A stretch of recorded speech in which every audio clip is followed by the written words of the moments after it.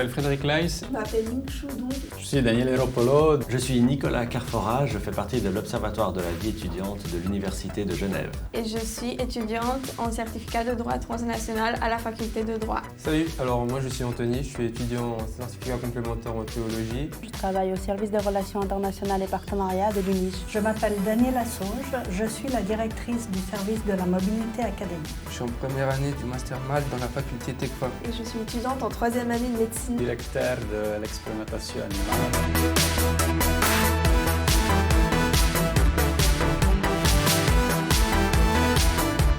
Alors, le point que nous essayons de résoudre, c'est le flux d'informations quant aux collaborations internationales au sein de l'Université de Genève. Le problème identifié, c'est le manque d'informations. De plus en plus souvent, nous revient la question de la précarité étudiante. Relatif aux besoins des étudiants en matière de cybersécurité ainsi qu'aux risques auxquels ils sont exposés. Le problème auquel nous nous sommes intéressés est l'intégration et le développement du sentiment d'appartenance. Il y a beaucoup de démarches qui vont dans le sens de la démocratie participative, mais qui ne sont pas formalisées, qui ne sont pas optimisées pour la vie quotidienne des utilisateurs.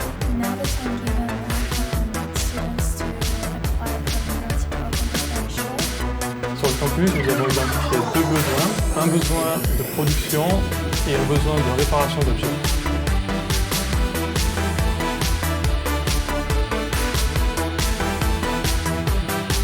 Comme solution, on a pensé à utiliser l'impression 3D. La solution qu'on propose, c'est une vraie interface de micro-votation. C'est la création d'un tableau de bord interactif. Notre solution, c'était premièrement examiner et analyser l'ensemble du site web. We see as a solution to create a digital platform. Nous proposons la mise en place d'une base de données universitaire permettant de regrouper ce type d'informations en un seul endroit. Nous, la solution qu'on a proposée, c'est une visualisation interactive sur une plateforme sous forme de graphe.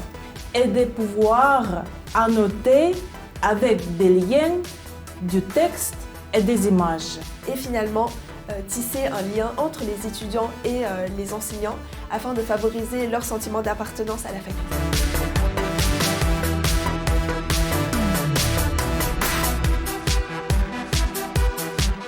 Ce qu'on a fait, nous, concrètement, c'est qu'on a séparé la partie suggestion de ce formulaire sur une autre interface.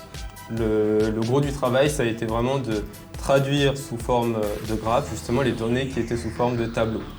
Nous avons fait un questionnaire divisé en deux parties. Alors, ce qu'on a fait, c'est qu'on s'est retrouvé plusieurs fois pour étudier la littérature et regarder ce qui était fait dans les différents laboratoires afin de définir certains paramètres. Et regarder ce qui, dans les données déjà existantes, nous permettait d'éclairer un petit peu cette problématique. Nous avons aussi créé une recycleuse à l'aide de plans open source.